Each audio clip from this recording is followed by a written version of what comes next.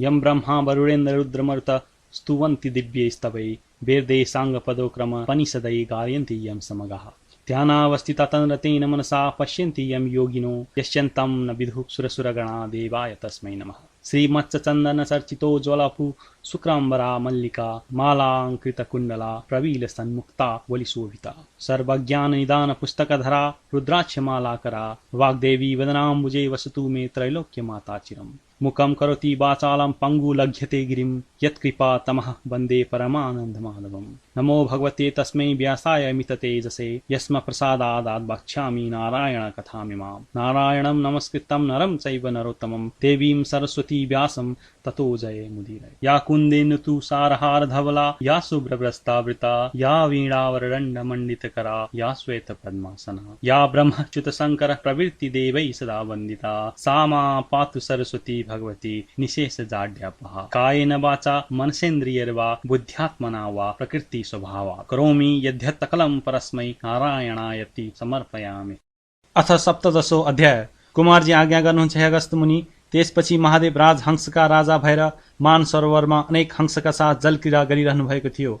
त्यही अवसरमा विष्णुलाई ठूलो बेगले आएको देखि राजहंस रूप महादेव भन्नुहुन्छ, हे विष्णु, यस्तो बेगले म कहाँ के काम परेर आयौ? तिमीलाई के कष्ट आइलाग्यो भन।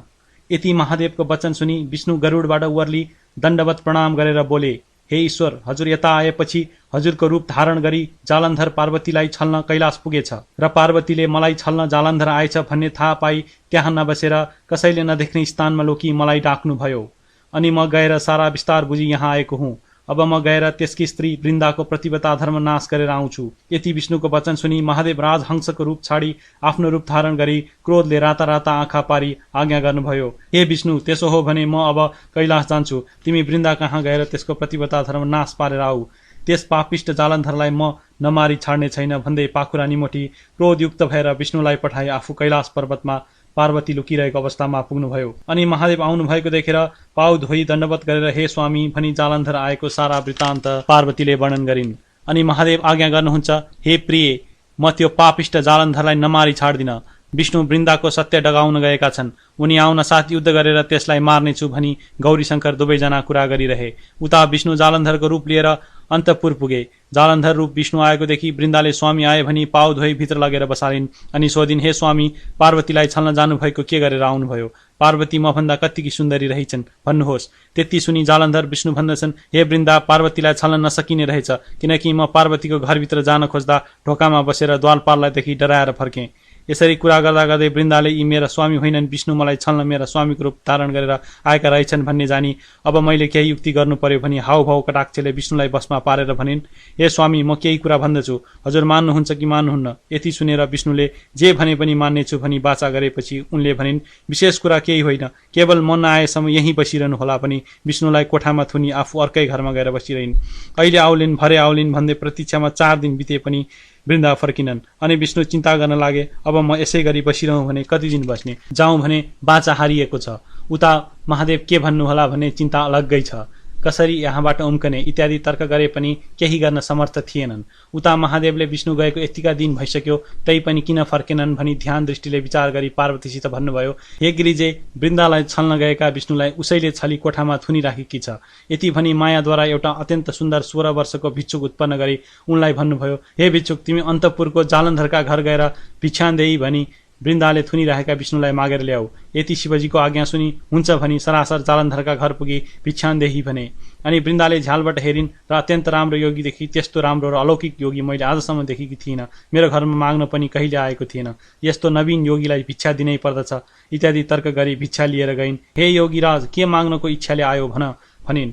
अनि योगीले भने, केही माग्न इच्छाले आएको हुँ, दिने भए माग्दछु, नदिने भए व्यर्थ के माग्नु। यति सुनि वृन्दाले भनिन्, मैले दिनहुने वस्तु जे मागे पनि दिनेछु भनी बाचा प्रतिज्ञा गरेपछि योगीले भने, अरू केही चाहिन्न, केवल तिमीले कोठामा थुनिराखेकालाई माग्दछु, त्यही एउटा देऊ। योगीको वचन सुनि वृन्दाले मनमा नै विचार गर्न लागिन्, अब के गरौँ? यस योगीले छल गरेर बाचा बन्धन गराई माग्यो, नदिए बाचा हारिन्छ, जे भए पनि बाचा हार्नु अनुचित हो। यस्तो तर्क गरेर कोठामा थुनिरहेका जालन्धर रूप विष्णुलाई बाहिर ल्याई योगीको जिम्मा लगाइदिन्। यसरी विष्णुलाई साथमा लिएर योगी बाहिर निस्की अन्तर्ध्यान भई कैलाश पुगेर शिवजीलाई सारा कुरा सुनाए। यता विष्णु बाहिर आएपछि मनमा तर्कना गर्न लागे, म वृन्दाको म वृन्दाको सत्य डगाउन आएको, उसैले छदी यतिका दिनसम्म थुने राखिए, महादेव के भन्नु होला इत्यादि चिन्तन गर्दै गरुडमा चढेर कैलाश पुग्दा भए। विष्णु कैलाश जाँदा गरुड उडेको चर्को स्वरले जालन्धर मुछाबाट जागेर के को हो शब्द भनी विचार गर्दा विष्णुले कैलाशको चर्चा गरिरहेका छन्। अत पार्वती छल्न कठिन मात्र होइन कि असम्भव रहेछ। अब यहाँ नबस, घरै जाउँ भने जालन्धर आफ्नो घर गयो। उता विष्णु महादेवको सामुन्ने गएर प्रणाम गरी एकतिर उभिरहे। विष्णुतिर हेरेर महादेवले आज्ञा भयो, हे विष्णु, तिमी वृन्दाको सत्य डगाउन गएका यतिका दिनसम्म कहाँ के गरिरह्यौ? आफ्नो काम अर्थात् उसको सत्य डगाउन सक्यौ कि सकेनौ? महादेवको यस्तो वचन सुनि विष्णु बिन्ती गर्दछन्, हे शम्भो, हजुरको आज्ञाले म गएँ, तर वृन्दाले छली म फर्केर नआएसम्म कोठामै बसिराख्नु भनी प्रतिज्ञा गराई मलाई थुनेर आफू बाहिर निस्की। ऊ आउली भनेर बस्दा कैयौं दिन बित्यो। बाचा हारेको र प्रतिज्ञा गरेको हुनाले त्यहाँबाट निस्किन नसकेर बसिरहेको थिएँ। पछि एउटा योगीको साथ लगाई छाडिदिए र हजुरको दर्शन गर्न हाजिर भएँ। विष्णुको यस्तो वचन सुनि महादेवले ब्रह्मा, इन्द्र आदि 33 कोटी देवता, यक्ष, गन्धर्व, किन्नर, नन्दी, भृङ्गी, 64 योगिनी, भूत, प्रेत, पिशाच, राक्षस सबैजना गरी आज्ञा भयो, हे देवता हो, तिमीहरू गएर पापिष्ट जालन्धरलाई मारेर आओ। यति शिवजीको वचन सुनि देवताहरू हवस भनी तयार भए। अनि शिवजीले नारद मुनिलाई डाकी, हे मुनि, तिमी गएर जालन्धरलाई तिमीसित लडाईँ गर्न समस्त देवताहरू आउन लागेका छन्, तिमी सङ्ग्रामको तयारी गर भनिदेऊ। शिवको आज्ञा अनुसार नारदजी तत्काल जालन्धरका घर जाँदा भए। हे मुनि, उता जब कैलाशबाट जालन्धर आफ्नो घर गयो तब वृन्दाले स्वामी आएको देखेर पाउ धोई भित्र लगेर बसेर सोधिन्, हे स्वामी, पार्वतीलाई छल्न जानुभएको के भयो? अनि जालन्धर भन्दछन्, हे प्रिय, त्यस विषयमा विस्तारले भन्दछु सुन। म महादेवको भेष धारण गरी कैलाश पुग्दा पार्वतीले देखिन् र सुवर्णको कमण्डलुले मेरो खुट्टा धुन आइन्। त्यसै बेला मैले देखेँ तीभन्दा सुन्दर स्त्री तिनै लोकमा हुनु असम्भव छ। अत तिनको अनिन्द रूप देख्नासाथ मेरो होस हराई मूर्छा परेर भूमिमा ढलेको थिएँ। पछि चेत आएर उठेर हेर्दा पार्वती कता गइन् केही जान्न सकिन र घर फर्केर आएँ। त्यति आफ्नो स्वामीको वचन सुनि वृन्दा भन्दछिन्, हे स्वामी, तपाईँ यहाँबाट हिँडेपछि विष्णुले तपाईँको रूप धारण गरी मलाई छल्न आएका थिए, तर मैले चिन्हेर निकै दिनसम्म कोठामा थुनिराखेकी थिएँ। पछि एउटा अनौठो भिक्षुक आएर माग्दा विष्णुलाई दिई पठाएँ। यति स्त्रीको वचन सुनि जालन्धर रिसाए, हे प्रिय, त्यस्तो हो भने म पार्वतीलाई नछाली छाड्दिन, फेरि जान्छु भन्दै जालन्धर घरबाट निस्किनु र शिवजीको आज्ञाले गएका नारद मुनि टुप्लुक्क पुग्नु एकसाथ भयो। अनि नारदजीले सोधे, हे जालन्धर, तिमी कहाँ जान हिँडेका? उसले भन्यो, म भिक्षा माग्न हिँडेको हुँ। तब नारदजीले फेरि भने, हे जालन्धर, मिथ्या कुरा किन भनिरहेका छौ? तिमी जान लागेको मैले जानिसकेँ, पार्वतीलाई छल्न हिँडेका हौ। सुन, तिमीसित लडाईँ गर्न ब्रह्मादि सकल देवताहरू आउन तयार भई खबर दिन मलाई पठाएका हुन्। अब तिमी अन्त कतैतिर जान पट्टिको नलागेर आफ्ना फौज सशस्त्र लिई सङ्ग्रामको तयारी गर। यति नारदजीको कुरा सुनि, त्यसो भए म घरै फर्किन्छु भनी आफ्नी पत्नीलाई नारदसित भएको सबै कुरा बुझाई, अब म सङ्ग्राममा जान्छु, तिमी घरको सम्हार गर भनी हातमा त्रिशूल लिएर आफ्ना समस्त सेना जम्मा गरी देवताहरूसित लडाईँ गर्न कैलाशतर्फ गयो। नारदजीले कैलाश पुगी जालन्धरसित भएको सारा शिवजीलाई वृत्तान्त सुनाए। त्यसपछि महादेवले ब्रह्मा, विष्णु, इन्द्र, यम आदि सकल देवताहरूलाई युद्ध गर्न जाओ भनी आज्ञा दिनुभयो।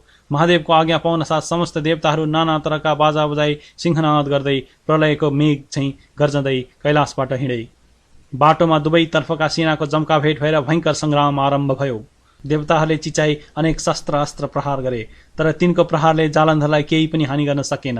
आफूले प्रहार गरेका शस्त्रास्त्रले शत्रुको केही पनि हानि गर्न नसकेको देखेर देवताहरू मनमा दिक्क मानी आफ्ना शस्त्र अस्त्र झिकी चुपचाप भए। तब वैकुण्ठनाथ विष्णु रिसाई पञ्चजन्य शङ्ख बजाई कोमोदकी गदा प्रहार गरे।